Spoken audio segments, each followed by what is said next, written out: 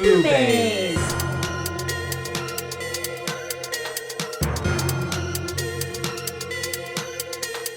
BooBaes.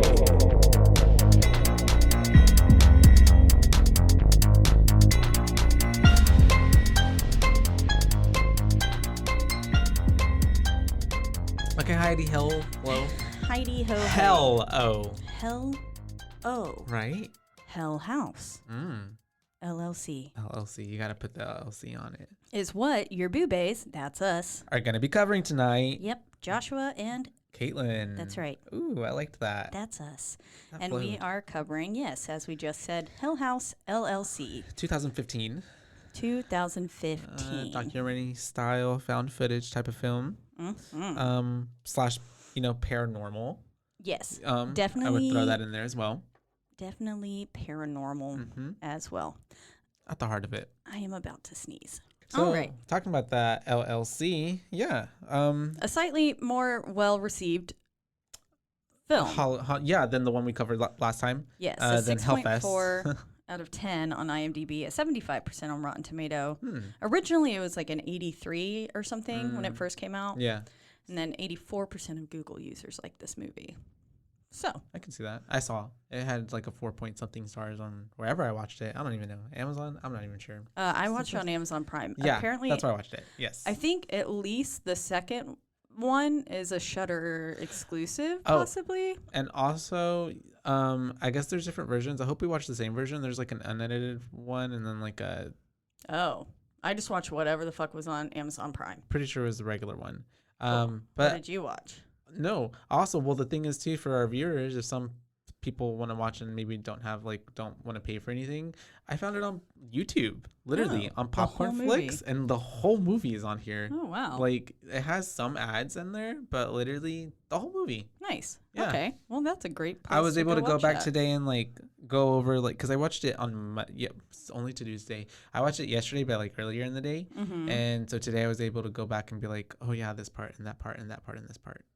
Anyways, nice. Yeah. That's cool. Yeah, I watched it. I watched it this morning, which is on brand for me to do so. Like, imagine if we had a screen here and we were filming this, we could be like, and this part, and it's that we part, don't have to deal with copyright issues and because this part. Popcorn Flicks is already Literally done shit for us. I mean, it's free to the world. It's yeah, free to us. I was really surprised when I found that on there, and I was like scrambling. Like I actually like for the first like 20 minutes, I was like, because I'm thinking like, okay, like it's gonna like chop some parts out, or it's gonna like be glitchy, or they're gonna reverse. It was literally the exact same film. Wow, that's nice. The exact same film. That is nice. This film was directed by Stephen Cognetti. Cognetti, what a name! I know. Cognitive. It Cognetti. sounds like some sort of pasta. Yeah, it does. It's Netty. giving me pasta. I think it's the netty part. Like Ends with the I. Spaghetti. And produced by FBI Films. And yeah, it follows it's a documentary that is following a group of haunted house creators, aka Hell House LLC. Yeah. It's a traveling house. They've been doing it since 2002, I believe is what they said in there. Yeah. And they've all around New York. And so each year they create a whole different Hell House, depending on where it is. Like they mentioned Queens at one point. That's right. Some other We things. don't mention Queens. Yeah, we don't mention Queens. Yeah. That's what they said. I don't know what the fuck happened in Queens, but it can't be worse than this. Hopefully, maybe that's what happened at Hellfest. Yeah. And then we don't talk about that no more. Yeah, maybe. This came out first, though. Yeah. The way that could have been a prequel.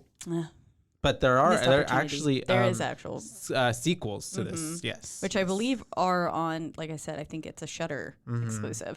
Yeah. I actually started delving into like a little bit of like looking into the sequels, and it just dives even more into like the original owner of the house. Yeah. It gives you kind of the backstory because a sequel, Hell House LLC to the Abaddon Hotel. And so that was released exclusively on Shudder on September 20th, 2018. Shout out to Shudder. And so that was, and that was all, it was just all the history. Giving you the backstory on like why all that was happening there. Yeah, because we got little like bites of it here and there from the very almost harsh cut that were made because, well, it was a documentary literally in process. Yeah. Very much like Autopsy of not the no. Autopsy I of was Jane like, Doe. But Exorcism. Nope. Fuck. Which one? The one with the old lady in the snake mouth. Oh yeah, Deborah. Deborah Logan. Deborah the Taking Logan. of Deborah Logan. Miss Debbie. I was like, damn Miss it, I Debbie. suggested that film too. I love Debbie. This Many is moons ago, one so it's that all right. I really did enjoy the Yeah. first time I saw it. Was this the first time you'd seen This it? is the first time I've ever seen it. Okay. I've heard about it. But yeah, I thought it was interesting I enough, thought and there's it some was- parts that really freaked Yeah, me the yeah, fuck yeah. out. Like that clown. Hard pass. Hard fucking pass to you that know, thing there were moving some around. parts for me exactly that with all that little clown that wasn't supposed to be moving but was like ending up all over the place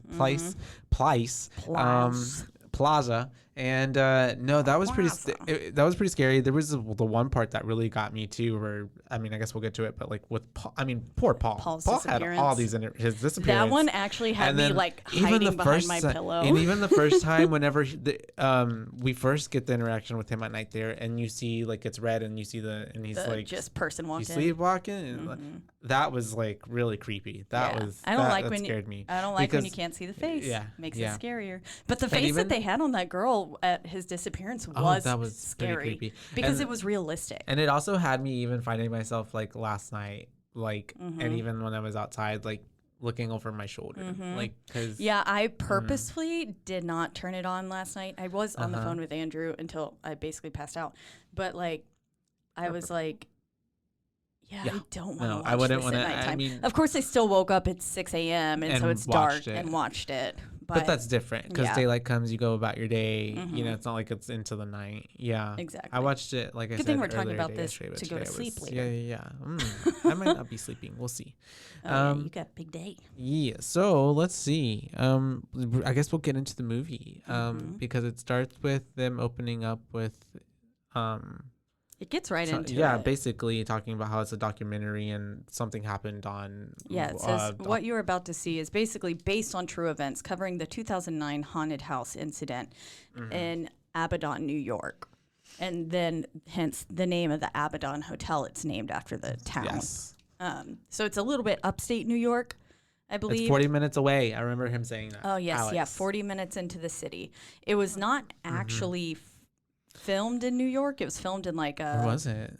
Pennsylvania. Yes. Six Flags. The Abaddon Hotel does not exist in real life, but was filmed at the Waldorf Hotel in Layton, Pennsylvania. What the fuck name is that?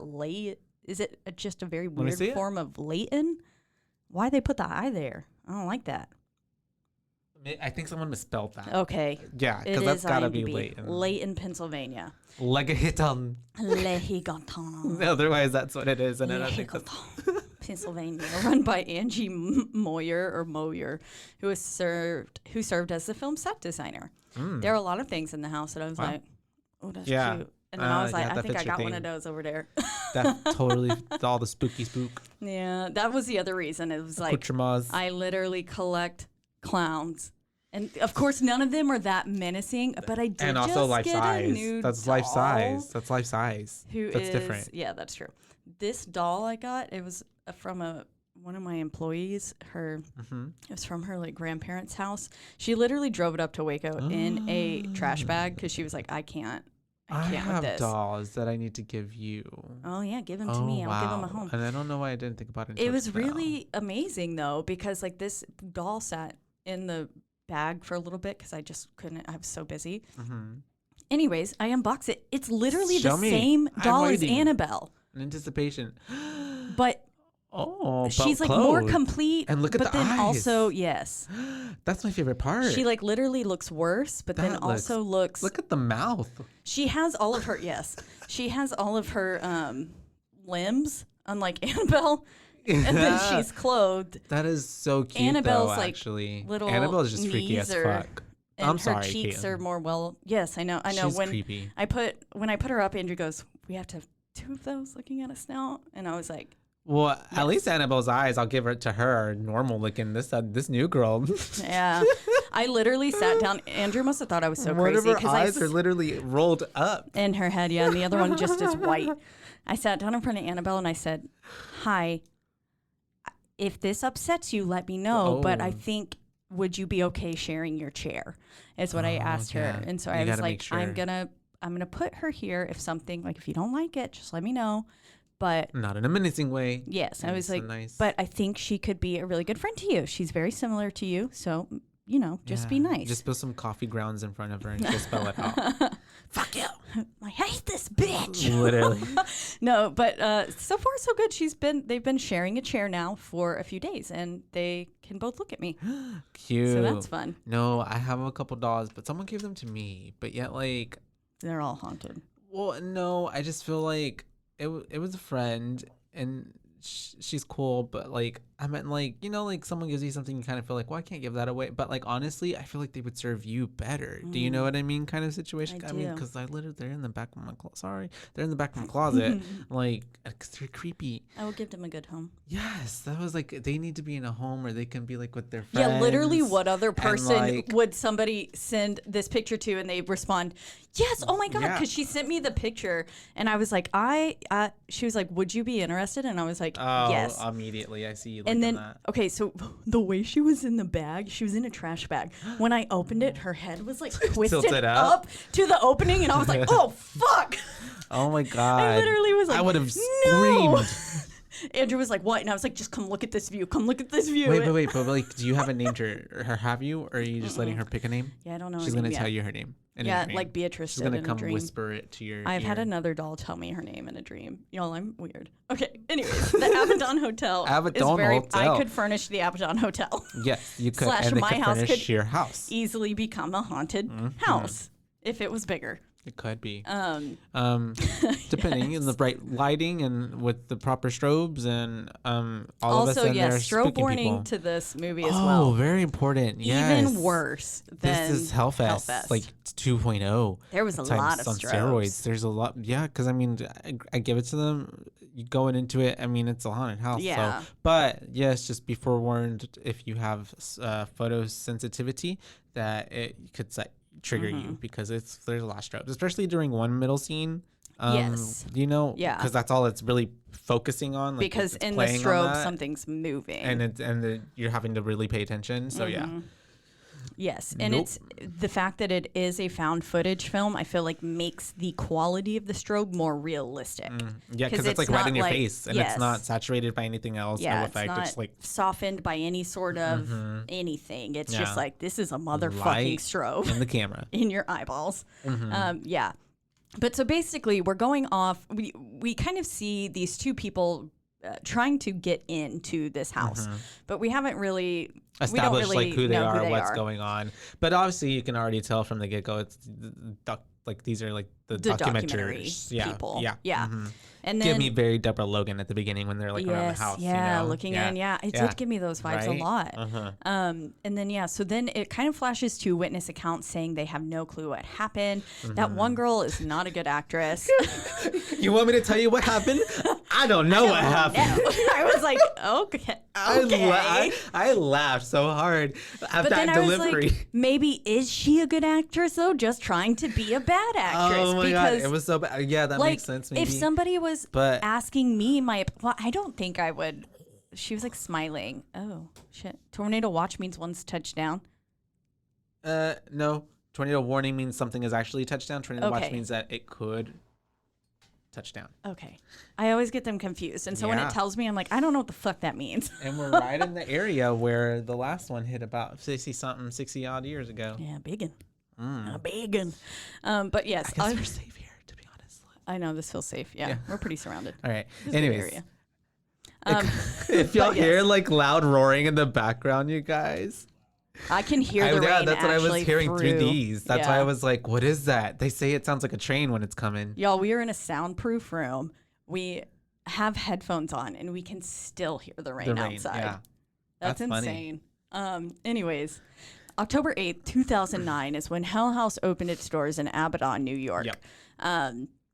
Basically, we're getting to see this recovered YouTube video footage of like an opening night. It's following some friends. They're going. They're really excited to go in, and when they finally get in, basically they're not even in for like a good minute. Yeah, like I mean, it's like right in there, and it's pretty. To give y'all reference too, I mean, this is all happening like we're going deep. This is happening like 5 minutes into the movie, so we're already getting like Oh yeah, they like hit you right off the bat. Yeah, it has a very like it all happens fast with a great build. Yeah, I think the ending feels rushed to me. Yeah, so we're really only 5 minutes or so into the film. The movie, and we're getting this chunk of like getting to see what happened that night, but yet not really. But basically, you're getting a taste again, a little bite. They're this friend group that goes in, and then all of a sudden chaos ensues as they're getting to the basement of where is this haunted house, and then people are literally just rushing out and running past them, screaming. And at certain points, even before that, there were people running past them. There were actors running past them. The clown runs. One of the clowns runs away, and they were like, I don't think that was supposed to happen. Yeah, and then then we see Sarah run past them. But you don't know it's Sarah yet. Until later at the end. Yeah. Because I was like, even though I've seen this a few times, I think this is probably my third time seeing it. I was like, who the fuck was that ran past? And I was like, why the hell do they know where to go? And then I was like, at the end, I was like, oh, right, that is Sarah. And then like I kind of forgot the ending, maybe because, again, it does feel a little rushed. It's very like, bam. Yeah. No, yeah, that's true. So it does really like at the end kind of very much just climax. And it's the way it like, because it does it like climax. It reminds me of Blair because there's like two Blair footage. Blair Witch. Because there's kind of two endings in a way. Yeah. Exactly. And so it kind of reminded me of that. But people running away, they're trying to get downstairs into the basement, and then the girl is like, we can't get down there. Like no one's moving. And then all of a sudden, then they all start like trying to push up the stairs. And they're like, let us get out. Yeah. And there's too many. Which is crazy. People are freaking the fuck out. Yeah. And then they're freaking out and they're trying to run out. And it's the way that it takes them a bit to get out because they're like, it's obviously like a maze in there. It's a haunted house. It's a literal maze. And so they're it's dark, trying to get out. Yeah. Disorienting with the strobe lights. Exits aren't even really exits. Yeah. And it's for those of you who get motion sick, this is a hella chaotic scene as they are escaping. We literally trip with them, for sure. And we're like on the ground with them. So you're getting I mean, if you do get motion sickness, no shame, because me too. And so it was a little bit of like my head was like a little at some points, but it's all right. I managed to get through it. But good little let y'all know about that. But it is. You're in the chaos of it. Everybody gets outside, and finally you get outside with this group of people, and then it's the way that even out there you start hearing the ambulances coming. You start seeing like the commotion of all the like fire and ambulance engines. People. First responders coming in. Find out that someone had called 911. And there was a recovered 911 tape. Yes, that they play. That doesn't elude or give any kind of. It doesn't help. It was very. It was obviously very panicked. Yeah. And what a lot of people are like in tense situations like that, you're like very like shock. And the fact that this is quite literally paranormal and stuff, like it's because she's saying something like someone was pulled into the wall, and like they're trying to make sense of like what he's saying, and then it's the way that it gets distorted, obviously, like all paranormal stuff does to technology, the effect, and then like it cuts out. So you don't really get much from it, but obviously, I mean, you hear the panic in her voice. Yeah, like she sounds terrified. Yeah. And even my notes are like, someone was pulled in the wall, ? Like, I don't really know what happened. Yeah, I didn't get what that meant, but okay. I think maybe from later on when we see, it's not necessarily, maybe not the wall. Maybe they're talking just about like, what's her face being and she was Melissa or something. Yeah, the actress, I forget her name. I don't remember her name. Yeah. But yeah, so then come to find out, literally gag orders were put on everything. They wouldn't even really talk to the victims' families. Like they were not even giving any kind of like, this was what happened. Like they were just like, they're dead. They're dead. Okay. We're not going to talk about this. Yep. Sorry. Yeah. Bye-bye. We don't talk about Queens. We don't talk about Abaddon. We don't talk about Abaddon. For real. Poor people, poor families that like, they're just like. Shirt. We don't talk about Abaddon. Yeah. That'd be really cute. We can put that on our little notes. On our merch. We've got so many shirt ideas, y'all, that we'll never make. We don't talk about Abaddon. We've got a deputy daddy shirt that's like on a little deputy badge, a sheriff's badge. That would be so cute. That would be really cute. I don't know. All the BooBaes kind of things we could do. Yeah, with the BooBaes and like kind of One Punch Man with the little underboob things. Yeah, the little ice cream man too. You'll never get them. Unless y'all you just, make us yeah, famous. literally. And if y'all just like, just let us know if you want it. At that too. I'd wear it. So would I. They sound We're cute. gonna be buying our own merch. We would. I totally would. The Abaddon. We don't talk about Abaddon. We don't talk about Abaddon. People are gonna be like, "What's Abaddon?" And we're like, "We don't talk about it." We don't fucking talk about it. Can't you read the goddamn shirt? Literally.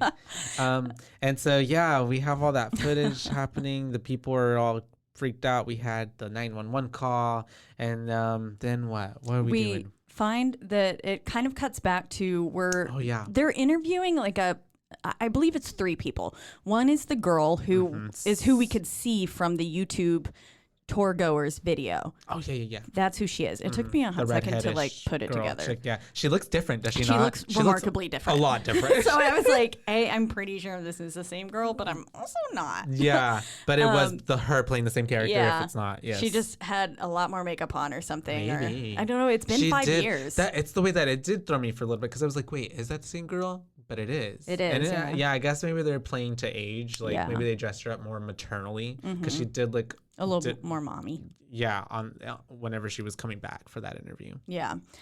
We are also interviewing a writer or author, I believe someone who was trying to cover the original incident, and then a photographer. Yes. And this photographer was covered and interviewed mainly because he breaks in and we get a little bit more of an idea of what happened with his pictures that he provides from the house. So we see a bunch of blood everywhere. A bunch of bad juju. Yeah, just the very eerie vibes. Photos, things that are very unsettling, because and then later on, clearly something bad happened. Like bloody handprints on the walls, and in like the basement, and getting dragged away. Like dragging to hell. And like when you're dragging a dead body, like the strips. That's right. Yeah, the streaks of the blood. What is the word? Yeah, that's true. Yeah. Yeah. And so you can really, obviously something bad happened. And he's talking a little bit more about it. And he was saying, like, even when he got to the basement door, he said the basement door was blown off the hinges. And basically, he was not about to go down there. And he pokes his little camera around and just goes, tick, tick, tick. Click. And probably bolted out of that house. Yeah. I even go in there alone. Oh, that's scary. That is so scary. Knowing 15 people died there, it's gotta be. And the original owner. And to be in there, like, just taking pictures, like, oh, that's like, I'm getting scared by right yourself. Now. Yeah. The guts. Literally oh my gosh. But so he does that, and it's the way that he's like, all what they were told is like, it was some sort of freak accident, some gas leak or something. Yeah, a gas leak is kind of what they said. Yeah, to blanket cover it up. But gas leaks don't cause you to bleed and then be dragged away. And so he was like, obviously there were things that were not being told, and so they're all still trying to get to the bottom of it. And then finally we have... And that's why this documentary is even happening. Diane Graves is our documentarian. We are also following her crew that is Mitchell and Jonathan, I believe. And they're trying to get to the bottom of what happened. And again, I believe this is 5 years later. It is 5 years after what had happened. So that was 2009, right? So this would be 2014. Yes. And so right before the movie came out. Yeah, they're kind of going in order with the years. Makes sense. Yeah. But then we flash to Sarah Havel, I believe is her last name. She was a member of the Hell House LLC. The crew. And she had agreed to meet with the documentarian Diane Graves for an interview. But it's the way that nobody has seen her since this incident. Yes, yeah. And she looks pretty fucked up. Like, she just looks in a like kind mentally, of like unstable way. Yeah, like, very skittish. Yeah, she's been doing something. And dead eyes. Her eyes look dead. / she seemed like almost as if she was in a daze. Yeah. Like, for a lot of the questions, it was she seemed like she was half asleep, half like the whole time, like she was being controlled by something else. Which, something spoiler alert. Something like that. But yeah. But she says basically that the gag order was a smart thing because what happened is too hard to process. People wouldn't be able to handle the truth. And then she fucking sets down a bag of tapes. Literally, for them the way to she watch. just like plops it up. I expected like a head to be in there. The way it like was just like. It was like a plop. It was like a little sack. And how like, she howled it like that. Howled it. Yeah, she howled it. You guys, right out in front of my face. And so it was crazy. And then it's the way that they're like. She's like, everything you need to know is on here. And then they're like, have you seen these videos? And she's like, no. And then I'm like, well, then, bitch, how do you know? Literally. But I don't even know what any of that is. I guess because she knows that Paul was filming the whole time and that they had cameras set up. But it's like And yes, and then she says, "Well, I got to them before they did because they asked she's had the like, police why didn't you seen turn them this." to the cops? Yeah, and then she basically, I mean, yeah, I guess all it makes that. sense Yeah, with the gag order happening, like you want it. So at this point, like I feel like it's still very. She said that she had been staying with family and stuff, so like her. There's still like I would go underground after something like this and watching traumatizing my partner hang himself, and then literally all my friends die. Like everybody. I would again just want to be dead myself, which, well, she is, so that's good. But yeah, so she just has the tapes, and then Jonathan comes by, or Mitchell does, I don't know. Mitchell comes by, and he's like, "Shoop, I'm gonna go watch these," because he's gonna watch them. Mitchell's the one that watches them. And then so basically, we're I guess seeing through almost Mitchell's eyes. We're watching these films with him. Yes, which is basically the footage of what Paul was taking, who was a crew member of the Hell House LLC gang, and he's basically documenting, the month prior, everything 46 days till opening night, August 23rd through October 8th. Basically, the behind the scenes of them getting the whole haunted house together. Yeah, because they can post it on their website and stuff, get people excited for the house, things like that. Alex said at one point that they go back and watch it to see what they can do better, improve upon, / what did work really well, like what scared people. Yeah. It makes perfect sense. Yeah. And I mean, like always, we have to have a reason why all this is being filmed. Yes. And this was sometimes the reason is not great. Yeah. This one was a perfect setup. Yeah. Really, it's like, yeah, okay, sure. Yeah, I believe this. Reason, okay, yeah. This is not like we're just like, oh yeah, this happened, whatever, baloney. Yeah. It's like, no, that makes perfect sense. It's a good setup. Yeah. And so we're, oh, sorry. No, you go for it. Because then we're getting introduced to. Yeah, we're kind of seeing everyone. I don't grasp their names until a little bit later aside from Sarah and Paul talking. Paul, Sarah, Alex, Mac, and Tony. Yes. And I like Tony. Yeah, I did too. Poor guy. One of my favorite scenes in the whole movie is him just in that grass field. And then I have so many questions about that scene. Me too. What the fuck are they talking about? I don't know. I was like, and we never get told what I wonder it is. if it's Alex knew the actual history of what had happened there. But then I don't know if that's because then why is it like he's like, we have to say, and like, why would you have to say? Yeah, like why haven't you told Sarah? Like, I don't know. I was getting more like, or if he knew what happened to Paul. I don't know. No. Or if I don't know. To be honest, what I was getting so many was questions. like also too like maybe even like.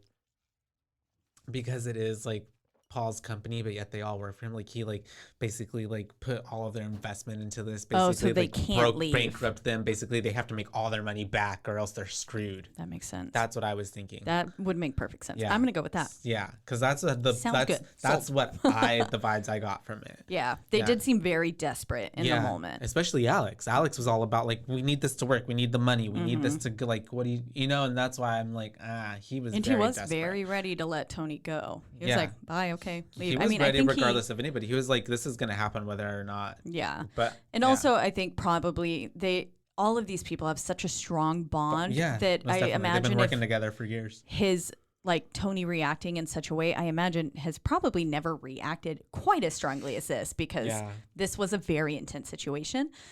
But I believe that he probably was like, he'll calm down, he'll come back around. Well, even because he said, and even not that, whether or not they have a strong bond itself, him and Mac, apparently, because he was they've been best friends since they were children. Exactly. And he was like, well, if you're staying, then I'm staying. Yeah. So, yeah. And then Tony and Paul were their first hires. Yeah. And then obviously Sarah's Alex's partner, and she's been doing this for a long time with him as well. But yeah, so we get to the house. The stuff that happens in the car is kind of irrelevant. You can tell that there's some tension, but they get there, and the first thing that we get to see is that creepy piano. Yeah. And Sarah's like playing a little ditty on it. Yes. And that piano comes up a lot throughout the movie. It does. And they're basically looking around. They're looking at everything. And basically, I mean, everyone but like Tony and Mac, they're all like, well, this is a shithole. Like, this is like, it's how are we supposed to get this working? And Alex is the one that's like, no, don't you see? Like, he's like, this is basically half the work done for us. You know? Which it's true. The props and stuff, it already was very creepy looking. Yeah. But yes, basically Tony was like, you said that this was abandoned, or maybe it was Paul. He said you said this was abandoned, not condemned. Yeah, because it's going to take a lot of work just to even go, like, it took them a week to get the electricity going. Yeah, Tony was like, this is going to take me a long time. And they were like, you can do it. And it's the way that it's like only 46 days till, opening day. So he's like trying to figure out, how am I going to do this in such a short amount of time? Exactly. Yeah. But Tony does it. He gets that electricity up. There is Paul. Yeah, he's recording everything. So we don't see his face a lot until a little bit later on. Yeah. But they're basically, then we're following through. It doesn't quite, maybe it does tell us like what day we're at by that point. But yeah, because it's really little. It has little subtitles that ever so often come up. And it's not like very like basically it's not like large jump of time. Yeah, because it's not like 5, 10, 15, 20. It's like 7 days, 3 days, 20 days left. Yeah, it's not a consistent chunk of time. Yeah. And basically the place is wrecked. There's some weird radio interference that's happening on the walkies, which is already a bad sign. Oh, already, yes. Technology whenever they're trying to interference, talk to each bad. other. Yeah. They're in the attic. They're exploring, and so a group of them are in the attic. It's Paul and I think Tony. Who are up there, and Mac and Alex and Sarah are in the basement. And there's this weird radio interference that's happening, and they like can't tell what's going on. It sounds kind of like, is there screaming in that? It sounded like a screaming. Yeah, like a sort of wailing. Imagine like like a sound of hell. Yeah, the sounds literally, of hell. People wailing. Yeah. And so then they're like, okay, well, fuck it. We'll just go down there and see them in the basement. And we get to the basement, and well, it's creepy as fuck. It's pretty creepy already, because already we have a whole like pentagram or whatever you call it on the wall, and we have Bibles on the floor. Yeah, they were like, what are all these books? And they were like, that's a Bible. And they were like, that's a good sign. And then they're like, they're all of them are Bibles. Yeah, and it's like Alex like, well, it's a hotel. There are always Bibles. I'm like, but like, okay. Like Sarah made a good point. It's like, well, who put them all down here? She's asking the right questions, and she's being like, this is creepy as fuck. Like, this seems off. Yeah. Alex is basically gaslighting everybody this whole film, because they're all like, this is wrong, this is crazy, this is supernatural, and he's like, no, and you're just don't scared. Talk about this. You're just scared. Yeah, hush hush. Yeah, a lot of it. And he wasn't telling them the history for sure. He wasn't doing that from the get go. Yeah, because we find out whenever the actress comes, and then at that point, but even before that, there was something that happened. I think that makes us know that, but well, because we already know, because the freaking documentary people are telling all this shit. Yes, we haven't found out quite yet that the former owner Andrew Tully had hung himself, but we will find that out in a little bit. But yeah, so then it basically cuts to them sitting at the bar, because it was a hotel, there was a bar, and this is where they're talking about like, we don't talk about Queens. I guess they're having a very friendly moment, reminiscing, talking about the Lucifer that they had in Queens. Had a very like the accent. The accent was, I can't do a Queens accent for you, but it was very much like Welcome to the Gates of Hell, but like with Queens. With that Queens accent. And so that's that was pretty funny. Yeah. And we kind of figure out a little bit more that they're typically located in like New York City proper. Yeah. What is typically known as New York City. The city. Their Hell House was probably somewhere, a few blocks away from. Oh yeah, probably one of the little houses nestled in between the high rises. Yeah, exactly. And so they're talking about all that, and it's like a lot of other like found footage movies where you have the friends groups, like a lot of even what we saw with Blair Witch, and even with like some of the VHS saga, like little clips, short movies, like you have that moment where everybody's being really cheery and high ho hum, because obviously some stuff is about to go down. Yeah, so they gotta give you a little bit of something before they just wreck your day. But then it cuts to Paul sits down with that Hector. Right? Was the creepy the little doll's dude name? At the piano? Yeah. And he's like, oh, we're going to play you a song. And he's like, So he's like, come on, Hector. Yeah. And he plays this little ditty, which is the one that comes back multiple times. 2 other times throughout the movie. So it is important to pay attention to the sounds that are happening there. How you could not pay attention to it, I don't know. It's very... It's creepy. It's an out-of-tune piano. Any out-of-tune piano is going to be like... Meh. And even Paul himself. Yeah. His character is very polarizing, too. So you would just be following and paying attention, because he's kind of such a, like, in-your-face character. He is. He's just like... I mean, he's like... hits the wrong note, and he's like... Come on, Hector. Yeah.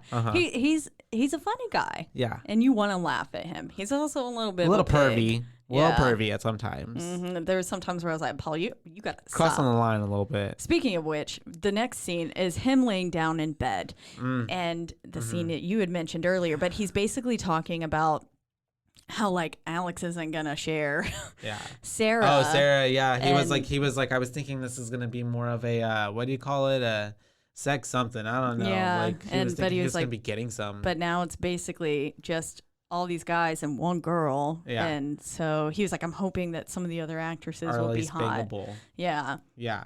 And then this is when it's on his face and there's like a red exit light, I guess, illuminating the hallway behind him.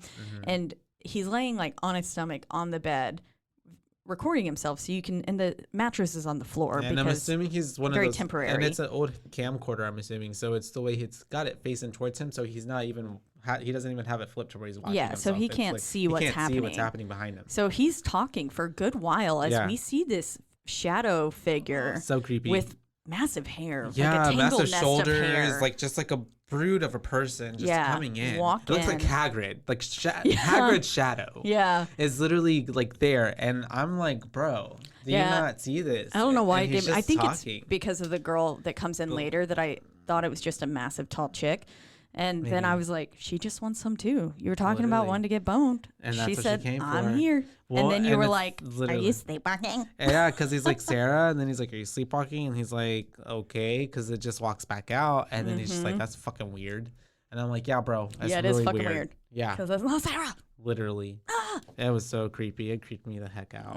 That was very creepy. Like we said, when you can't see the face. It's like I already sometimes enough like on my when I'm in my room like I can't the closet, have my like doors the door, open. like something, like something's in the corner. Like I'm like, I have to sleep with like my back facing the wall and watching everything else. Otherwise, it's like my back is like the head. My headboard can't just be in the middle of the room. I don't understand people who can like have empty space around any part of their bed. I feel that. I used to have my like bed pushed against a wall, but now that's not as. What's the word? Interior design, cute. Yeah. Not for an adult. Yeah, it's supposed to be like in the middle and have little nightstands on either side. Yeah. I was like, I ain't gonna be big kid now. When I was watching the movie Demon House, which is the fucking Zach Bagans, his fucking. I've never seen it. No, it's dumb as hell. Okay. I also just hate Zach Bagans, but I also love him, and Who is that? I can't stop watching Ghost Adventures. I don't think I know who that or what that is. The one where they like belittle Ghost. And he's like, fucking come and get me, Ghost. Come and get me. Like, he's an asshole to the Ghost. And his fucking affliction shirts. And he just looks like a tool. I'll have to look it up. But Demon House, it's on Amazon Prime. Okay. And I was watching it to go to bed one day, as you do. Yeah. And it's about obviously this house that is possessed and or has like essentially a portal to hell, as they all do. Ooh.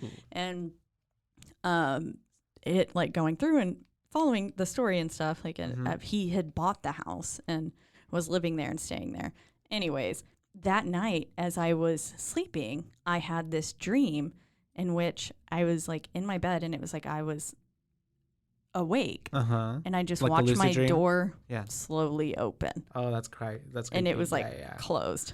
Ooh, and I was like, that is a little creepy. It's like a sleep paralysis dream almost. Yeah, but my door wasn't actually open. But that was all the dream was. But sometimes that's enough. That's so then creepy. I was like, oh, fuck, did I just like literally invite something into my house? And then I was like, or what if I was having a bad dream or some bad vibes and Kitty's ghost came up there to help me. Maybe. And she opened the little door. Oh, that's true. That's the one I'm going to go with. That's when you just keep the good vibes and just think, no, I deny anything negative. Yeah. Bye-bye.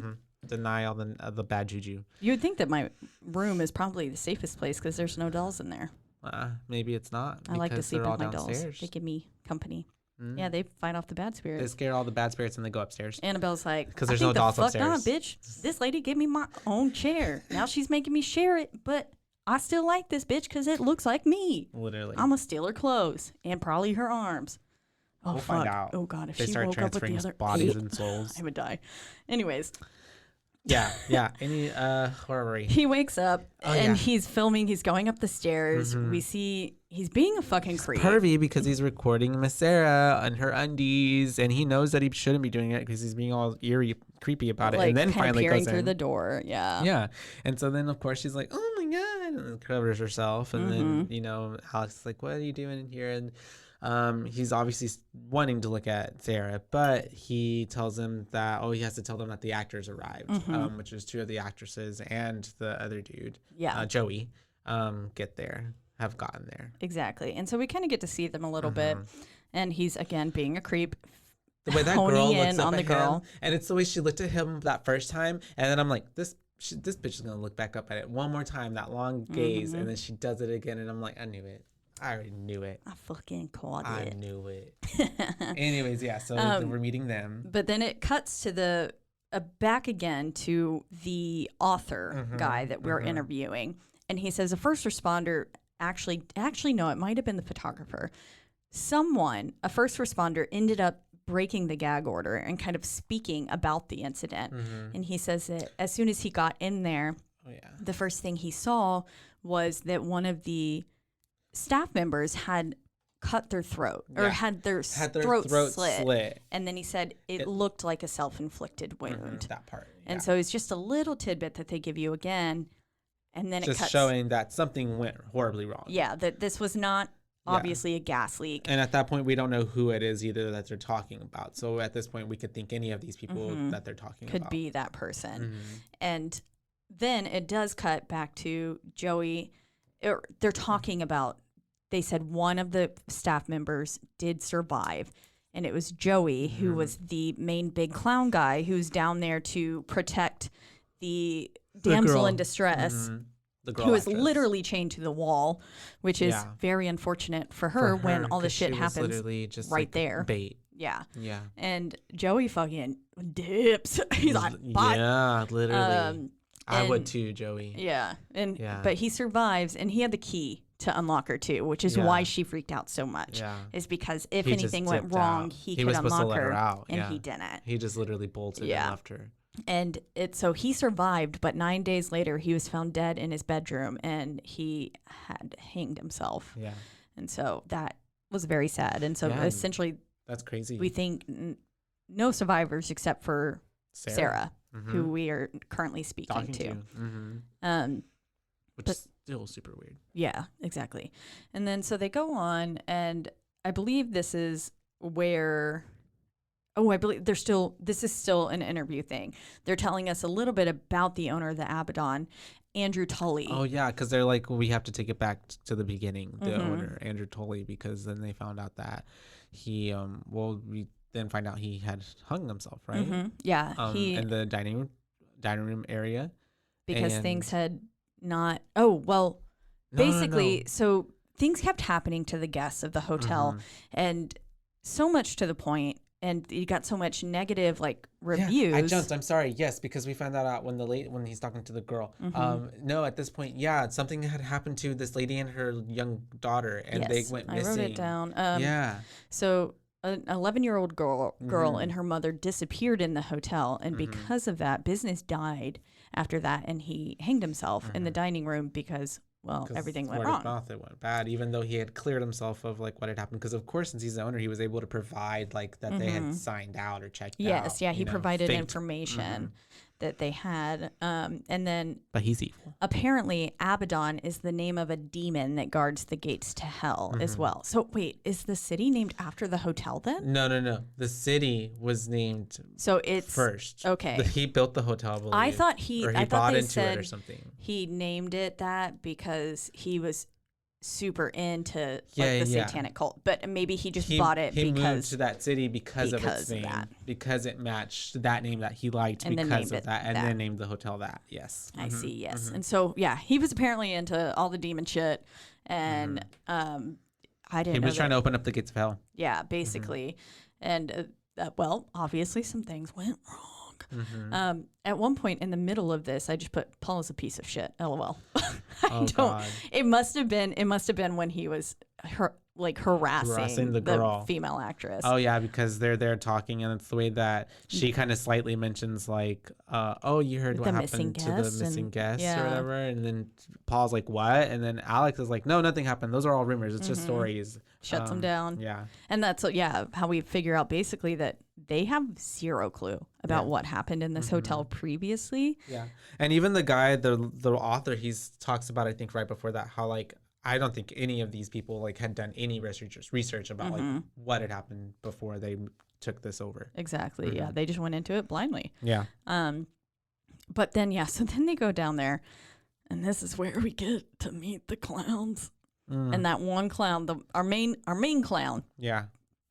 Something about him just it's scary. Freaks me the fuck out. He's really creepy. He's probably one of the creepiest clowns I've ever seen in my life. Yeah. I think it's something about his like slightly hunched build, and then his Bert Bald and Ernie. head. Yeah. Which one's the one with the like little tuft of hair at the top?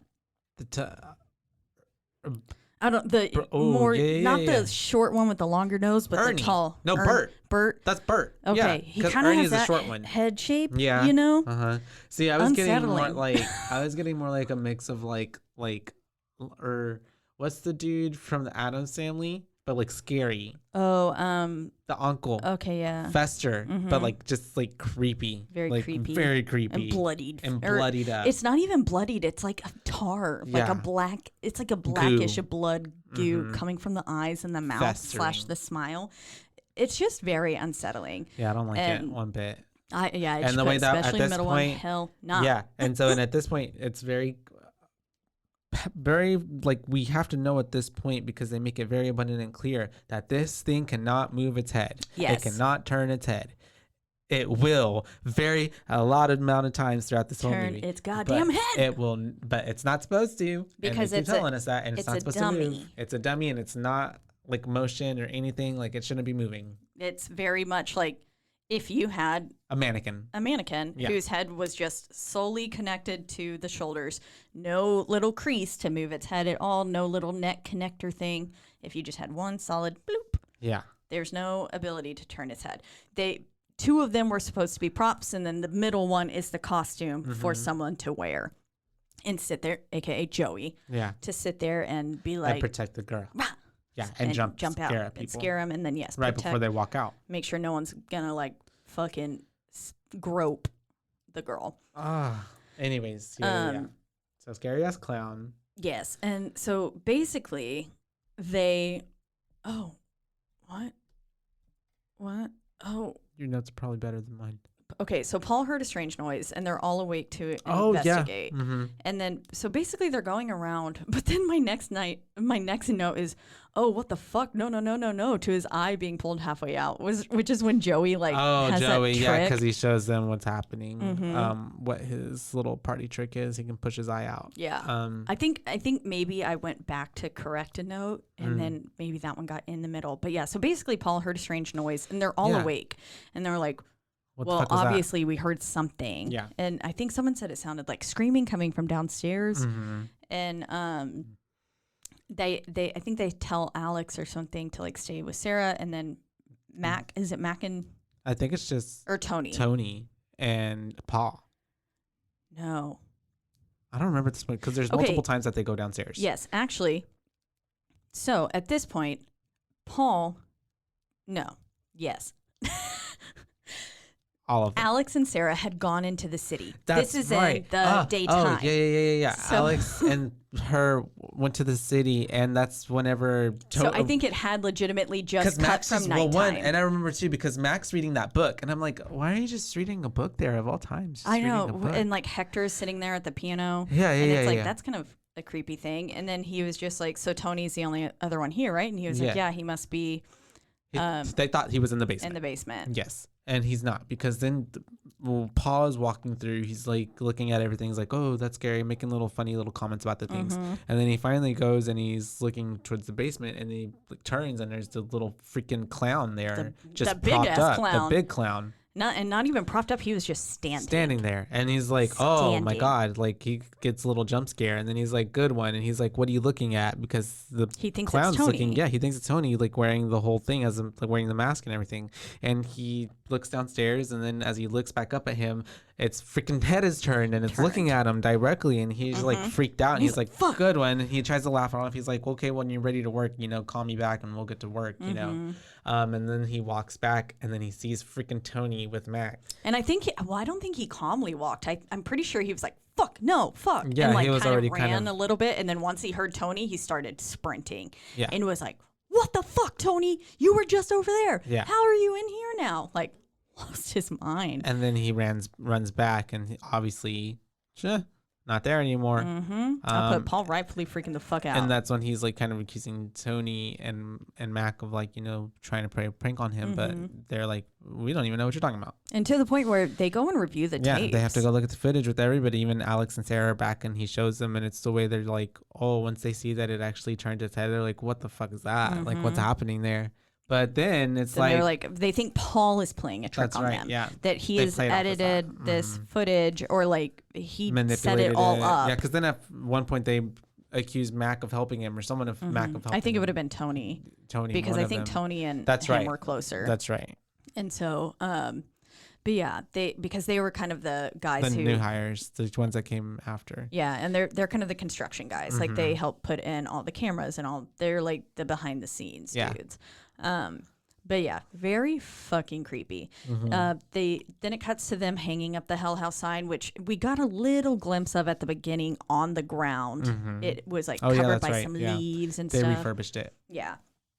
And I think that was at the beginning whenever because the Abaddon Hotel one, but at the beginning, beginning when Diane is breaking in, you see the Hell House you see it on the floor sign, on the ground. And but yeah, so basically they hang that up, and then they're kind of doing a test run of the house, and I guess they put like a little GoPro camera on top of Paul's head. Yeah. And basically are like, okay, well, take us through the house. Like, let's see what this is. And it starts with the strobe lights going, and he's starting the thing, and then all of a sudden he doesn't get very far. No, it's basically already, like he gets down the hallway. That's literally it. And he starts the strobe lighting, and he's like, all right, you know, he's like asking them like, wait, how many dummies are we supposed to have? 3, right? And he was like, how many dummies? And they were like 3. And they were like, he's like, are you sure? Because we're watching that there's 4. Yeah, there is a 4th person. Yeah, and I'm assuming it's the clown, right? It looked like it at times, but then at times it looked like something else. Yeah, because they pan in on they like slow down the stills for you later, and it's a different. I'm kind of getting the vibe that maybe it's like a demon, supernatural, like a ghost, or that it's possibly Andrew Tully. I don't know. His soul. Yeah, because it's kind of a man in a suit, and his face looks a little not quite like I would imagine someone hanged, like, you know, not like bent neck lady. His face looked a little bit like more smushed, kind of like the clown's face. Yeah, but it was a little more square, like it got squished this subtle way, like down. Yeah. Because the clown's face looked like a little bit longer, like it was squished in sideways, and his was squished in down. So he had kind of a square head. love how you're like doing it no one can hands. see these hand motions. I love that. But I need you to understand. Yeah, Everyone I else see can, it. Yeah. It's the way that he's in there though, and he's freaking out at this point because he's like already had some weird shit happen to him, and so this is happening. He's freaking out. He's in the dark, and he's yelling at them and beating on the door to let him out and lock it because they had locked him in there. And so finally he gets out, and he, poor boy, like just starts throwing up because he was so freaking scared, I believe. Which is like, okay, sure, Paul has like been an asshole in the past, but if a grown man who does this for a living, who's going through the links to prank all this hard of like actually making himself throw up or like, and it wasn't like a lot of throw, like it looked like bile. Yeah, like it wasn't huge amounts of food or anything. It's not like he like prepared to throw up stuff. Like we are seeing like a very desperate like. He's just he was freaked the fuck out. Yeah. A grown-ass man who does this for a living and not easily spooked. Like he volunteered to go through the house alone. And then he comes out throwing up. Yes. Caitlin's I'm mad, gonna fucking believe him. Caitlin's mad. She's team Paul. Team Paul. Paul really has everybody's ignoring Paul. Paul gets fucked. Yeah, he really does. Poor Paul. Poor Paul. Yeah. Because then after that, like you said, they do the little slowdown where you kind of see the little stills of what the little face it was. They kind of give you each like flash Mm-hmm. of the still as it's moving like closer. Yeah.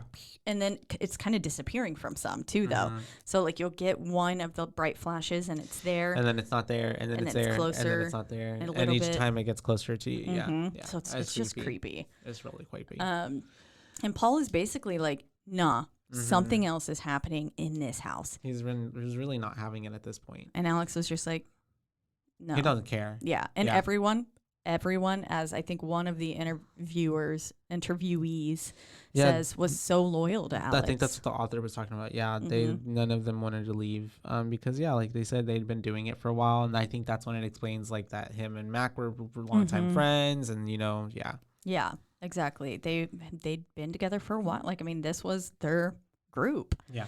But yeah, so then we cut to another waking moment where people are awoken from their slumber. Paul is, right? Because he's like, I heard a noise. Yep, it's Paul again, and I believe it's Mac this time. Is there, because then he comes out and he's like, what was that? And he's like, I heard a noise too. And the fucking clown is at the bottom of the stairs. Yeah. It's just like, it's really fucking scary. staring at them. Yeah. No. And then the way that Mac accuses him of like, did you put that there? Yeah. Yeah. Poor But no. Paul. Yeah. And then Mac just like walks right down by there, it. and then Paul's like, be careful, and he like just like, it's a prop, it's a mannequin or whatever, and so he's like, just like picks it up and is like dragging it basically. And I was like, don't touch Yeah. it. Don't touch it. I know. And then it's the way that then they turn the corner and they fucking see Sarah. Yeah, they get down like, the stairs. just like She's facing staring the at the wall. wall, and she's mumbling, and it almost and like sounds like gibberish, she's like speaking reverse. Yeah, that's what I heard. It sounded reversed. It felt reversed. Reverse.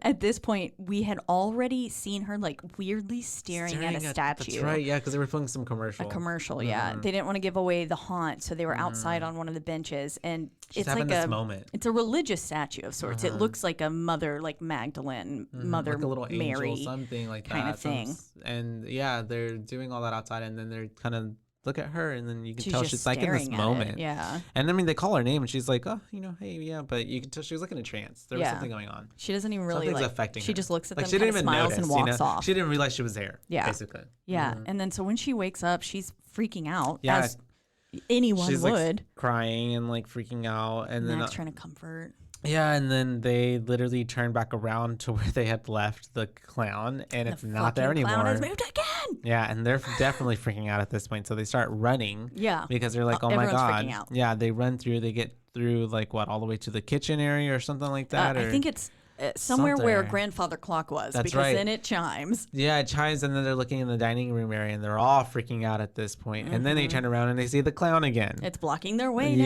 now. And so, yeah, at this point, you just hear them all hyperventilating. They're freaking out. You just hear Sarah kind of crying, screaming, freaking out. Yeah, it And was then- very.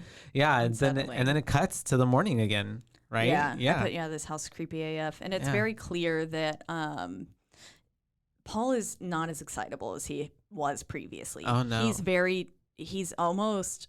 He looks worn out. Yeah, because we get to we cut to the next scene of the morning, like, and he's kind of like from the van filming whatever Alex is telling Sarah to console her, because they're obviously still staying, and then we And cut she's to clearly looking yeah. fucked up too. Yeah, They've both and seen because some shit. that's whenever Paul gets on the camera and he's like, we're, from my point of view, we clearly shouldn't be here, but we're gonna stay here, and poor Sarah, she doesn't look good. Yeah, And she he usually says does she look good, Yeah, he makes but- a little comment. yeah, so but she that was doesn't. on brand for him. Yeah. But yeah, it's clear that, and they are being targeted. Those two specifically, especially Paul. I think Paul, because he but has the Sarah camera is as well. I yeah. know they have cameras everywhere, but I think it's because he's the one that's like literally he's filming everything, and he has more of an eye on seeing everything, whereas Yeah. everyone else, like, everyone's busy doing stuff, getting the whole house together. But he is quite literally watching Everything, That's yeah. his job. Yeah, yeah. And so he's poor Paul.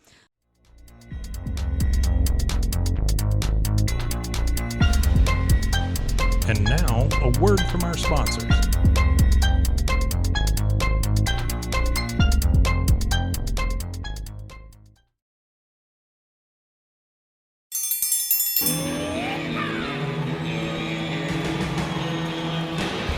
Hi, I'm Hank. You might remember me from a show called King of the Hill. check out a King of the Hill rewatch podcast. These boys ain't right, but they are funny. Find the podcast anywhere you get your podcasts or at roguemedianetwork.com. I tell you what.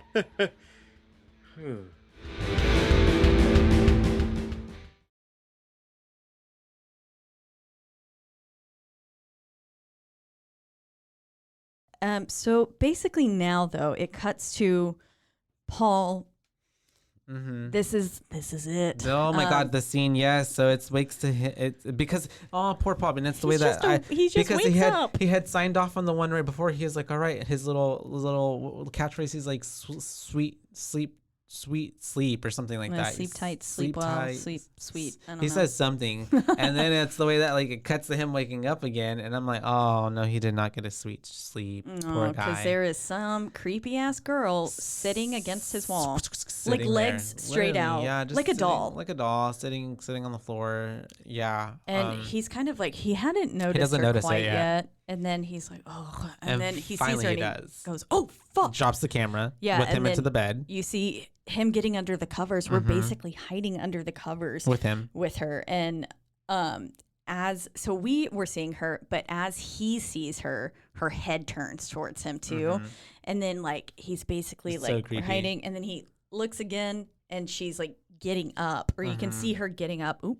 Yeah. As he's getting under the covers. And then he gets back under, and then it's like you can hear her getting closer and closer. Yeah, and I was like, don't look again, don't look again. And he does. And at this point is where I don't think I was actually hiding my face with my pillow, but I was definitely doing this thing, you know, where you like kind of don't want to look, but you're like looking. tuck your chin into your chest, and you're like trying to look through I the know what you're tops of talking your about. eyelids. Yeah, that's what I was doing there, because I was like, oh fuck, and then of course he looks, and she's Yeah, you see her face, and then just like, wow. And then it cuts, and it's creepy. Yeah, Most of the time, I'm because not a it's like fan of the face, and it's very creepy, believable. and then again. it's like, you know what happens with footage. It like goes like starts cutting, makes all those as you're noises. editing, Yeah, because it's film. yeah. And yeah, so now Paul is missing, and Because we wake up the next morning, and who finds it? Tony. yeah, I right? think Tony. finds the camera, and he's like, "Where are you at, Paul?" Yeah, where the fuck are you? They can't find him. And then Mac is saying this is what he does. Like, Yeah. he's just a fuck up. He'll show back up. And then Alex is like, something happened 4 years ago. Remember when you did that? This is the same thing. kind of yeah. thing. And they're like, you're gonna hold that against him. Yeah. And then basically Tony's like, have you tried calling him? And they Nobody's were both called him. like, oh no. No. And then so they were both like, I don't have his number. And I was like, how do you not fucking have his number? Yeah. Tony's like, okay, fine, use my phone. Mhm. And then so Alex calls him on Tony's phone, Mhm. and immediately You start hearing the piano notes. or it's right? like screams. Oh, that's right. It's very on the loud. phone. That's Yeah, right. on the phone. Sorry, yeah. Yeah. And I remember. then he like basically like, what the breaks fuck is Tony's that? phone and then just walks away. Yeah, and they're like, "What the fuck is that?" And then Tony's just looking down at it, and they're just like, "I don't know." Yep. And then it cuts to them waking up, and someone is playing the same song Yeah. Paul was playing in the middle of the night. Yeah. And this is where we get Tony and Mac going to Mm-hmm. investigate this time. This is right. This is when they tell Alex and Sarah, like, Alex, you go stay with Sarah. Yeah. Tony and Mac get up. And they're gonna go look and check it out because they all think that it's Paul. Yeah. Mm-hmm. And as they're going to check, like, it looks like in a few spots, it looks like someone is kind of standing in some of the entryways Mm-hmm. behind them. And I had to kind of pause and rewind it a few times to be like, did I that really Paul? see Is that that? someone? I don't Yeah. know. Yeah, I don't think it was Paul. I do think in some of them it was literally just one of the dummies. One of the props. Yeah. And I'm just dumb. A lot of those times the props too for me. I was like, "Wait, what is that?" And I was like, "Oh no, it's just a prop." Yeah. Yeah, It's already there. exactly. Yeah.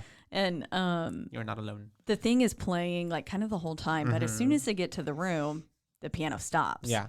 And, While they're but then they look away from it, And it goes happens dink, again. dink, dink. And they're like, "What the fuck?" Yeah. Because obviously nothing was in there with them, and they're like, "Where are Checking you at, behind the Paul?" couch. And they're like, "Where's he at?" And so they're still looking. They make their way all the way down to the basement. because they heard some yelling and thumping coming that's right. from there. Mhm. And so Mac and Tony, they're trying to go find him, and basically one of them is like, I'm going to go lock the other door so he can't get through. Basically, like, let's the corner storm him. cellar door. That's yeah. right. The exit. And so that way we can have him there.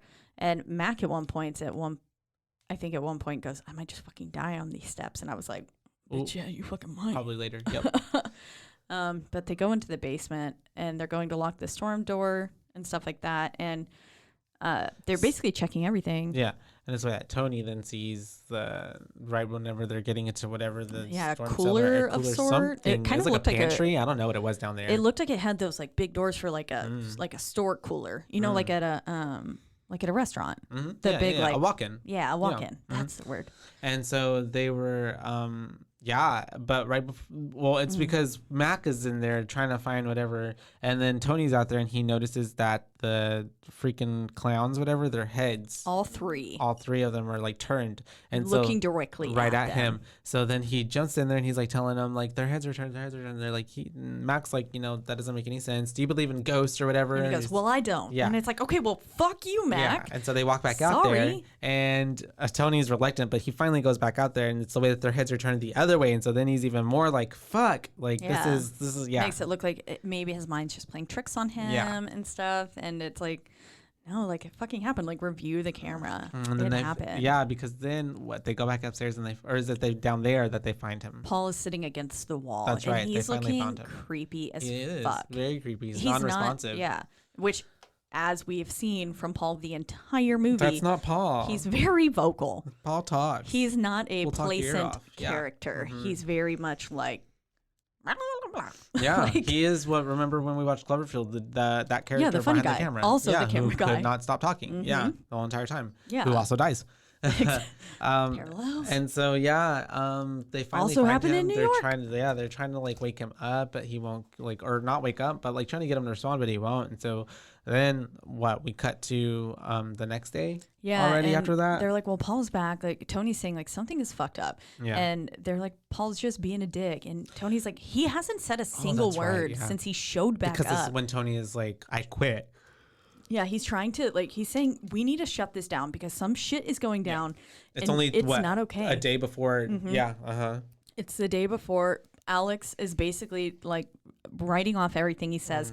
McNamara is not like backing him up, not saying anything to. He was like, "You saw this too, dude." Yeah, like, because that's whenever Tony's like, "Fuck you, Mac," and "Fuck you, Alex." Yeah, and he's just saying like he's mad. Yeah. Mad. He's like losing his mind on them, as he should. And then that's whenever freaking McNamara comes up, like yelling behind him, and he's like, "You can't leave, not until you hear this. You don't know the full, you don't know all of it. You got to listen to this." And then we get a weird, and then we get a little glitch, and then he tells him something, and then we open up to the most beautiful shot of the movie. Yep, Tony just sitting in his field of grass, and it's just like beautifully winding by, and he's like. And we're kind of at an angle because like we're a camera placed on the ground. We got some blades of grass in front of us. Very nice. He's just like, he's right, I can't leave. Yeah. And all this and that, kind of mumbling to himself. And then finally Matt comes back up and he's just like, oh, what'd he say? Like, he's basically just telling him again, like Max saying he can't leave. And he says, and then Tony's like, who else you knows? knew, but you didn't tell me. And like, who else knows? And he said, it's just you. Just Alex and Mac know. And at this point I was like, what is it? Because we don't know, and we don't get told something, and because of that, they all have to stay. They all have to say he can't leave. I don't know. Yeah, we talked about this earlier. We're all confused. Maybe it probably was that he sunk all of his money into it. Bankrupted them or something. Yeah. Tied all of their money into this one thing. Yeah, and then it cuts back to Sarah being interviewed, and Diane Sawyer. Diane von Fastenbug. The interviewer is basically asking her if everything was ready for opening night and whether or not if Alex was of sound mind. I love how she was just like, were y'all ready? Yeah. Like, Trying to beat around that, like, is this somehow y'all's fault? Like, did y'all murder people? Yeah. And Sarah was like, yeah, I thought we were. Yeah. We were. And she was just like, what the fuck kind of question is this? Yeah. Like, it wasn't our fault. Yeah. It kind of was. It was. Because you ignored all the signs. But yes, and then so now we're cutting to opening night, right? And we have all the footage of like all the people being there, and we have like this lady come out and be like, "Welcome." And so only 3 actors for the whole house. Was very confusing. That's what I thought too, and I was like, "This is a really big. It's a hotel." Yeah, because I was like, Sarah's not in costume. And 2 of them are stationary, and one's at the door. Yeah. So I'm like, all of this is And they had other I don't even know. No, because that was the actress who was. I don't even know. Yeah. They just props. Purely props. Purely props. Purely props. I was like, interesting, because none of the staff was dressed up either. No. So I was very confused. Yeah. Also, Alex was wearing a tuxedo vest thing over his T-shirt, and I hated that. Oh, It was yeah, a very that's terrible right. move. Yeah. I was like, ew. Very not cute. But then we're kind of looking through. We see that they've got a good-sized crowd lined Yeah, up. they really It's do. a really fucking long line. Yeah, because they're peering out over the balcony and they're like, oh, wow, look at all those people. Yeah. And then we go down to the basement. We see homegirls all locked up and half naked. And it's the way that they have to fucking cut it off of her. And I was like, y'all couldn't have like, why did Mac have to do that? Like, why couldn't her dress be cut I was like, prior? what? Yeah, no. He's like, and "I'm then they're all sorry." kind of panning down the boobies kind of thing. Yeah, I was like, okay. And already we're seeing that there's lots of walkie feedback happening again. Interference. Like Tony and Alex are sitting in the control room basically saying like, cue the lights here, do this, or like saying where they need to make things to scare the people. Because the effects. Yeah. And they're talking to Mac and he's down there and his walkie isn't making sound. Yeah. And so then one of them's like off to a great start with broken walkies. And then basically Mac hides in a closet. Yeah, he's in this like kind It of cuts to closet the looking calamity, like everything Yeah. happening. Yeah. And Mac's like hiding in a closet because Sarah runs in there at some point. Sarah runs in. Because I think that was just this point where he was controlling, or maybe he was going to hop out at some certain point or control some of the mechanics behind it. But yeah, because we have Tony and Alex in the control room and they're watching everything at that point. And then that's because it's cutting in footage that we saw from the beginning with new footage. Which I loved that. Yeah. I loved how seamlessly it was starting to put things in. Together for us. And Because we're still looking at stuff that we saw earlier, but then we were seeing like what their side was happening while all the people were walking through. And at a certain point, they're like, why the fuck isn't someone responding or what happened and there? they see the clown guy run past. that's right. They're like, why the fuck did he leave? Yeah. And so he tells Sarah, like, run upstairs, see what's going on. Yeah. And so then that's when we get Sarah running out, lining up the footage. So we've seen the clown, we've seen Sarah. And then Sarah said she saw Paul. Yeah, that's right. She thought she saw Paul looking through her to that was why she hid. Yeah, and there with him. Exactly. Yeah. She's like, I thought I saw him. Yeah. You know? And that's whenever they're like, we don't know what the fuck is going on. Exactly. Because then all the chaos is breaking out and they hear it happening. Flash down to the basement and we see that. And then we have like that footage that it says of like what's it called? I forgot what it said in rare footage goer. Whatever. One of I think it was just recovered. Yeah, recovered footage, something like that. But yeah, and we're seeing that she's crying, saying this isn't a part of the show. This isn't part of the show. Not a part of the act. Yeah. And she's clearly like in distress. Yeah, and then we also see Joey get up and run there. It flashes to that, so it's showing us all these different multiple angles. perspectives. Yeah, basically of the same things that we've seen, and then we have the cloaked beings, the things. Yeah, I don't know what they are. They look like hooded figures. Yeah, almost kind of in like Harry Potter. Yeah, the ones the Death Eaters. Yeah. And the black robes. Oh, you're talking about. I know who you're talking about. You're talking about the. They suck your soul. Well, not the Dementors, but yes, the Death Eaters. Death Eaters was the word I was trying to think of. Yeah, they were wearing. Yeah. And that's kind of looked like that.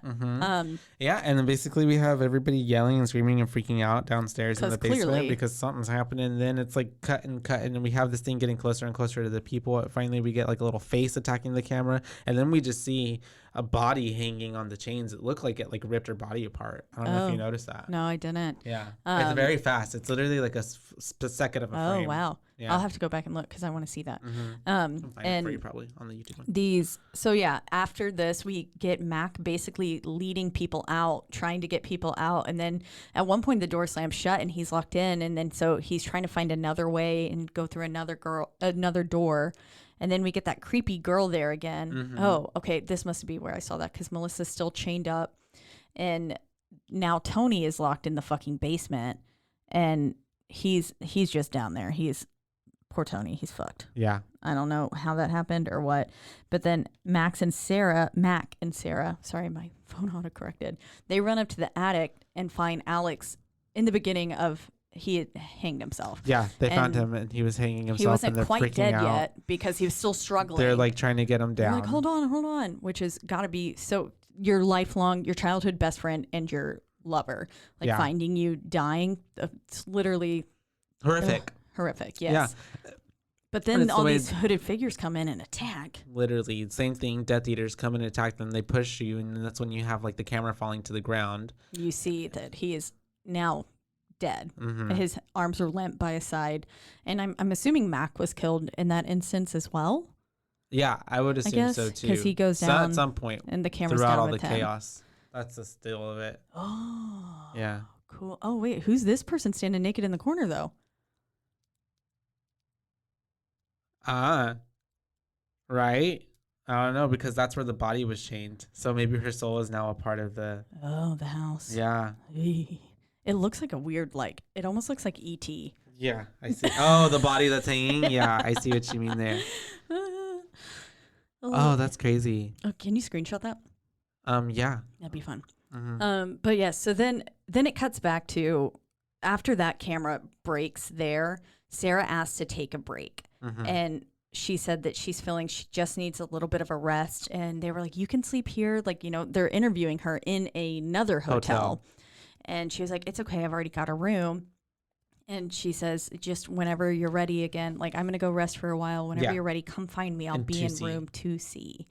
And she says, if you're really curious about the house, you should just go and see it. For yourself, yeah. And so then Diane and Jonathan leave to go see the house. They follow her Mhm. exactly. And they get downstairs and they ask the front desk The clerk, yeah, concierge, whatever you call it. Mm-hmm. to let Sarah know that they will be back. And the clerk says, and they were like, she's staying in room 2C. And the clerk said, none of our rooms have letters. Yeah.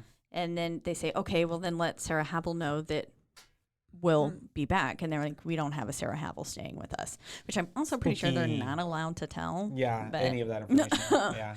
But, well, and then so Mitchell stays behind to keep cataloging the footage. Mhm. And he unfortunately finds Gets to this find out what weird happens. shit Yeah. after they already left and it's too late. Yeah, so they go off to go look at the freaking Abaddon Hotel. What is it called? Abaddon, Abaddon yeah. Hotel. And then Mitchell is reviewing the film, and then we get to actually see what really went on the rest of the night, and that is that what's We her then face picked follow up the camera. Sarah, She's picked yeah. up the camera. She's walking down, and it's the way that she runs into Paul. And there's hooded figures all throughout the house behind Yeah, her. mhm. They're kind of like Following her, and she finally gets to Paul, and then she puts the camera down. And we see them like she's giving him an embrace, but then Oh, right, I don't probably. I just know Paul starts beating the fuck out yeah, of her. she gives him an embrace, but then he's being all weird and quiet, so she kind of backs up, and he he's grabs the camera and he starts banging her in the head with it, and then she falls to the ground, and then we see her like basically big gurgling choking, on her blood, dying. Yeah, and then she gets dragged away by something. yeah, one of the that we demons don't hooded see. figures, I guess. And that's the blood that we saw, like Was the the string, dragged- yeah, the yes, dragged her. blood, and then we see Paul coming back into frame, just his legs, and then Just his he feet. grabs something, and then he cuts his throat. You can There's tell a giant shard of something was in- glass. yeah. He cuts his throat and then falls to the ground, and we just see him basically bleed out in front And of it's us. a wonderful, I personally love this shot because, yes, the camera is still on the ground because we were watching Sarah's face dying,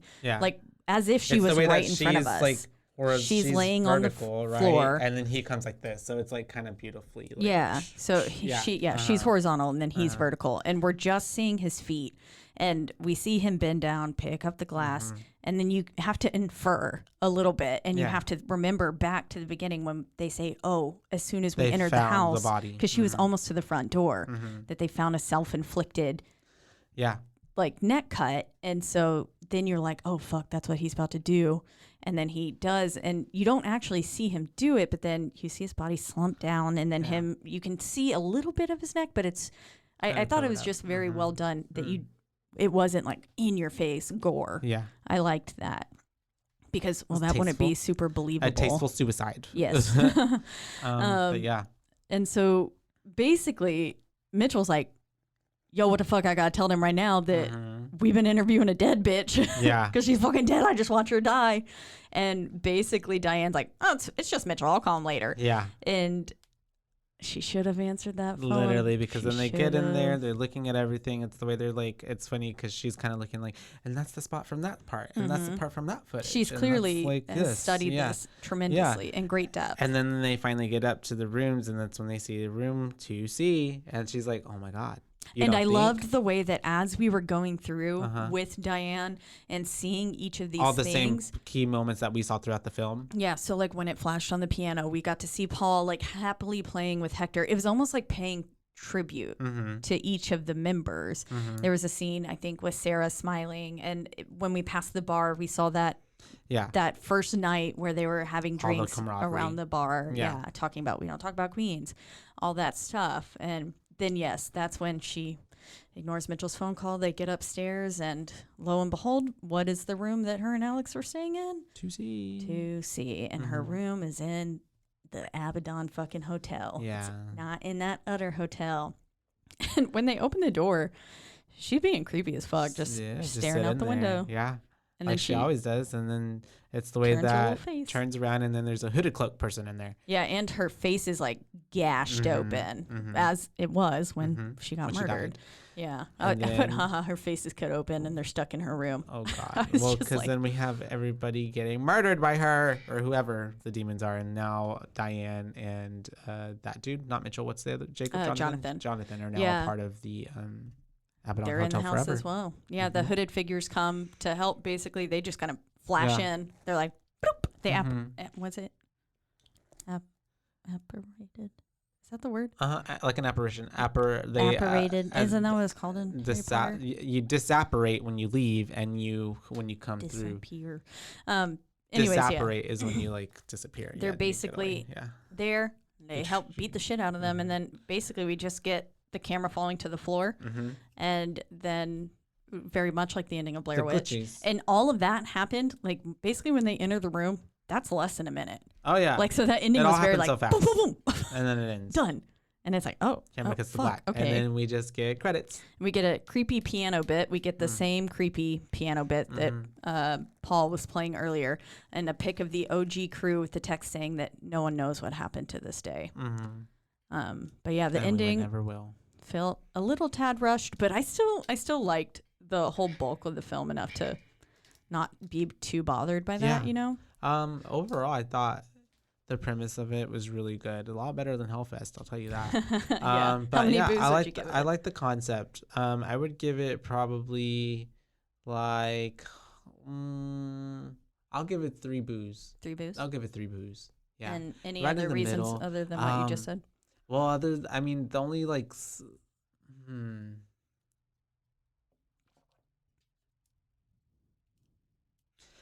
you know what? Maybe I'm being critical in a sense of like an over like genre, like whole horror type of way. But if I put it in perspective of like found footage and documentary style like type of things, you know what? I'll give it like a 4. A 4? Yeah, because it is good for what it is. Like for what it is, it's a documentary style film.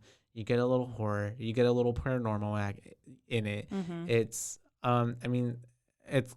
I guess my only qualm with it is what I have with all found footage films most of the time is just that they make me feel a little nauseous, a little sicky. Yeah, but hard to watch. But other than that, like I enjoyed it. I actually thought it was a pretty good premise. I like that even at the end of it, you still don't really know exactly all what really happened, and you just kind of left with this like, wow, this was really creepy, eerie shit. Yeah, that's it. And the way that it with you. And also, like I said too, in hindsight, now realizing that like this is creeped me out like the night of, and like I'll probably be even creeped out tonight, then it did what it was supposed to do, creep me out. Exactly. I think in the show notes that I wrote for this one, because I already went ahead and entered them so I wouldn't forget, I was like, it's sure to have you like looking over your shoulder for the rest of the day, because yes, when I started I was trying to remember exactly which one this was, because I was starting to have a bunch. So the House October built, which is that's the one that I really enjoyed for the Halloween house, like haunted house murders, which I do think, we'll save that for Halloween time, because it's also and if we can also do this like kind of almost camp one, the one by Wes Craven, The People Under the Stairs. We should do that as well. Let's do it. Okay, that'd be cool. Click save. We're saying this to remind ourselves later. Lots to look forward to. It is halfway to Halloween. We've got 6 months left now. So that's crazy. I know. This is Halloween in April. It doesn't have quite the same vibe, but April. April. Doesn't sound as good as Christmas in July. But oh, really? Oh, well. But yeah, so you can start getting in the spooky mood now.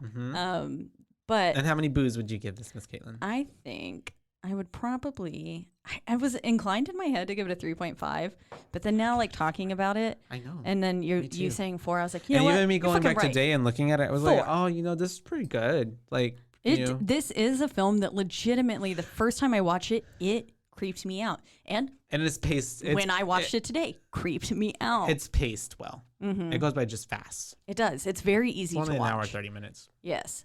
Yeah, only an hour and 30 minutes. And then it's just a bunch well-timed Scares. events. Yeah.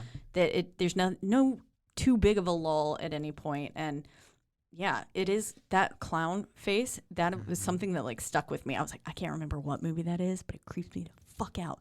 There's also another Halloween movie that I can't remember what that one's called, a haunted house one. Halloween movie, a haunted house movie that also creeped me out, but I'll have to figure out which one that was.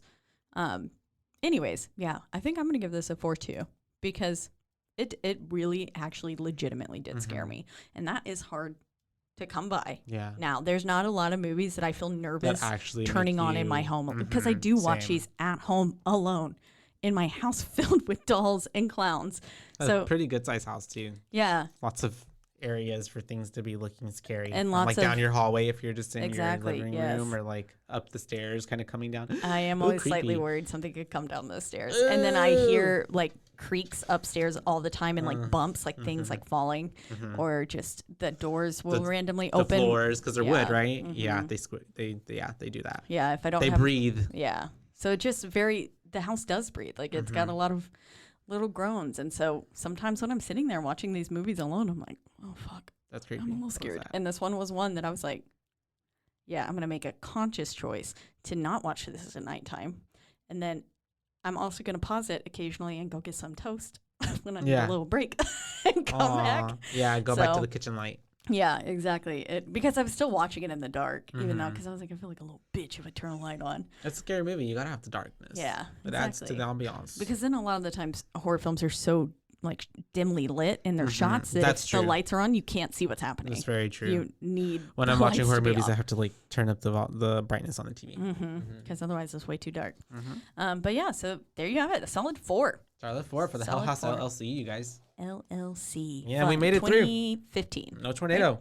No tornado. Yay. And so extra shout out to Rogue Media Network for keeping us safe. For sure. Tornado free. Literally in this little brick studio. More whatever that is. I don't know what that is. It's not even brick. It's like sheetrock. Plaster. It's something. Anyways, thank you. But- But yeah, we're here in the lovely Rogue Media Network studios where you can get all of your lovely dovey podcasts. You can listen to us, all from of them, on All of them. a Portugal, slew all the of ones. of podcast host servers, and the 2 biggest ones being Oh, that would be Apple Podcasts and Spotify. and Spotify. Spotify. Spotify. But you can also listen to us and all the other podcasts on. RogueMediaNetwork.com. That's right.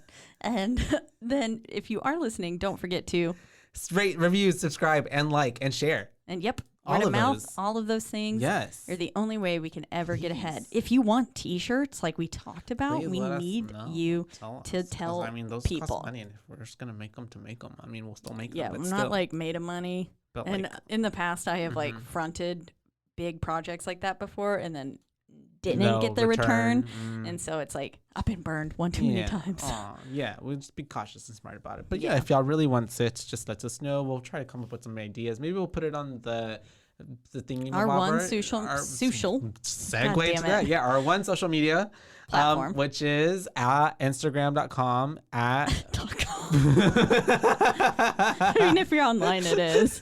This is chaotic. I'm so sorry. I don't know. I think Instagram.com. I always bring this energy to the closing part. I'm so sorry. I love it. It's on Instagram, and it is. I'll let you do it at BooBaes podcast, and that is BOOBAES. because one we are word. your. BooBaes, not your boo babes. Yep. Yeah. Fuck And, that second B. Yeah. B. Until next time, you guys. Good spookins going on. Keep it Good haunty. spookins. Keep it Friday, and keep it sexy. Friday. I think also stay tuned if you have Shudder. Next Yes. Our next 4 episodes are all going to be Shudder Originals. Shudder Originals, or You heard it ones here that are first. exclusively on Shudder. Now that we have a little bit more of a set schedule that we've been doing, I think it would be cool to let people know the week before, because at the beginning we were kind of hesitant to do it because We don't know when these are going to fall. Yeah, sometimes. And now we've kind of got a good set schedule going, so I think be prepared next week.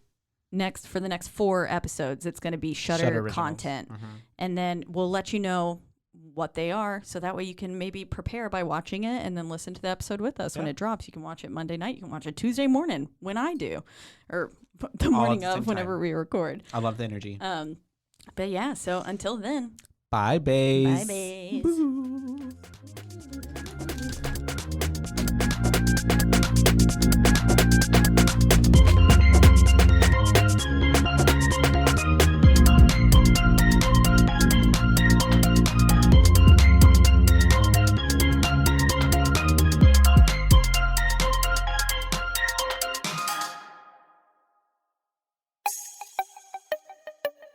This has been a Rogue Media podcast.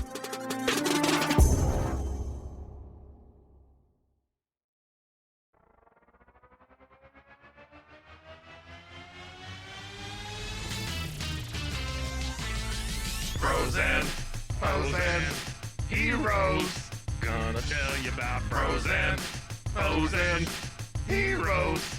Gonna tell you about. Hey, I'm Zach, And I'm Mike. and we have a fantastic new podcast to tell you about. Bros, Foes, and Heroes. It's the two of us looking into the world of comics, breaking down some characters that you may have never heard of, and some that are just absolutely ridiculous. Yeah, so Zach comes up with a character each time, and I go into it just completely blind. I don't know who this person is or what their abilities are or anything, and basically I guess we kind of go over their origin story and just some of the ridiculous stuff that maybe, especially Golden Age stuff. Oh, Golden Age stuff is always the best, and we will make sure to highlight all of the shenanigans and just absolute weirdness of everything. Yeah, that's right. So subscribe today and follow us on Instagram at Bros, Foes, Heroes. And if you don't, I know where you live. Not really, but please subscribe. Frozen, Frozen, heroes. Gonna tell you about Frozen, Frozen, heroes. Gonna tell you about.